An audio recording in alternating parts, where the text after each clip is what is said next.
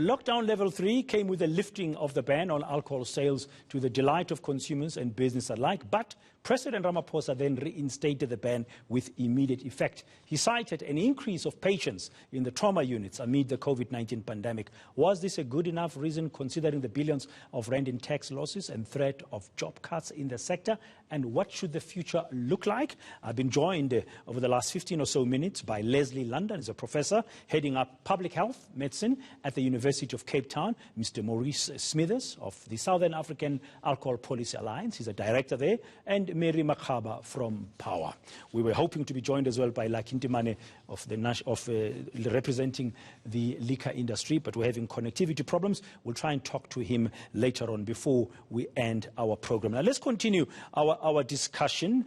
Prof, Mr. Smithers and Mary, it looks like the sense I'm getting from you, all of you at the moment, is that we would have to brace ourselves for a resumption of alcohol sales. However, there is a new way that alcohol must be made available, and we see how it's affecting families, and Mary has pointed out exactly how it leads to change in behavior and increase in violence. Prof, from a public health perspective, would restrictions assist?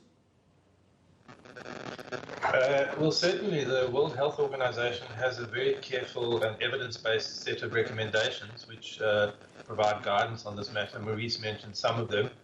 They talk about best buys, so increased taxation, enforcing bans on advertising and marketing, and limiting physical availability, as well as addressing drunk driving. It's appropriate for us to be discussing this now, but let's bear in mind that the issue is that COVID has brought about a temporary cessation of alcohol sales, and it's focused our attention on the problem of gender-based violence and what we can do about it through limiting alcohol.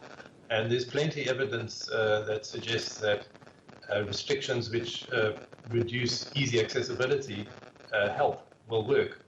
And I should point out that much of the argument around the economic impact of the ban don't recognize that we have ongoing everyday economic impacts from the consequences of alcohol. And there has been research to show that this impact is outweighed actually by the ongoing impacts of alcohol abuse. The costs of gender-based violence are not primarily borne by the health services, they're primarily borne by the people who suffer that.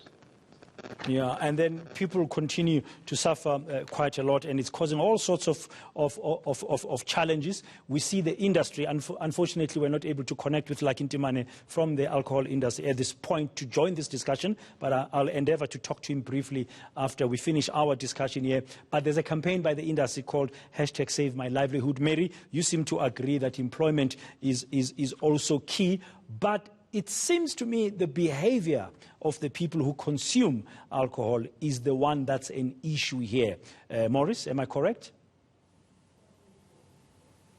Yeah, look, behavior of people is obviously an issue. I mean, first of all, it's an important thing to note is that in South Africa, only around 31% of people aged 15 and above actually consume alcohol. So that's a figure that a lot of people get surprised to hear, because they think that 60, 80% of people drink in the country. They don't. But unfortunately, of that 31%, around 60% are problem drinkers. That is, that they are binge drinkers or they drink heavily every day. So yes, there is a problem with the way in which people drink, but one has to understand why people drink the way that they do. Because it's not enough to simply point fingers at individuals and say, you're a bad person because you drink alcohol badly. Because why would that prompt the person to change? What we have to do is look at the social context in which people are drinking. We have to look at the economic circumstances of our country, our history of our country, but we also have to look at what are the drivers of drinking. And one of those, as the World Health Organization has said, is advertising. Because advertising actually encourages people to drink, encourages people to see drinking as a lifestyle issue, as something that is totally normalized in our society, and sometimes as something that is, and sometimes as if it's something that is cool, and young people look forward to doing that. Mary, would you support some of these measures that Maurice has mentioned, that Professor is saying are linked to World Health Organization's attempt to manage or create a safe drinking environment? Let's call it, like for instance, banning advertising. Yeah, I partially support it, but it's going to be very difficult to monitor. I'm of a view that, for instance, if it is possible, maybe government to conduct a comparative study, look at other countries international, how did they deal with it before lifting the ban of alcohol? Because if you talk about advertising, advertising, are we talking of television, electronic? There are forms of advertising, social media platforms. People will be going to parties, posting. I'm not sure if advertising, we're only talking about television, radio, or are we talking about all forms of advertising? I think it's going to be a difficult matter because people will post in their Instagram to say, we were so and so, we were with so and so enjoying, we had a party. I think government must do a comparative study so that we can get best lessons, qualitative and quantitative data be collected and see how other countries are doing. In terms of, for instance, amount of beer or amount of alcohol one purchases, who's going to monitor? Because the person running the business will need money for economic reasons. If you want to buy 2 cases, for instance, of black label, they can't say, no, buy one, it's a restriction, blah, blah. The problem is going to be monitoring. We can come with those restrictions, but monitoring is going to be a very, very, very huge problem.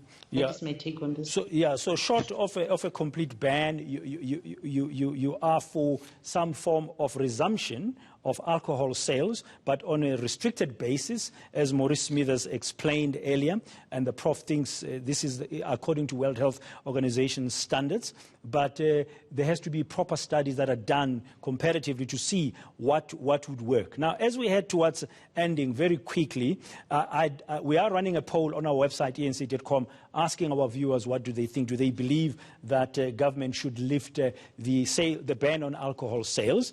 Just very quickly, going through from you, Mary, and to Prof and Maurice, how would you respond to that?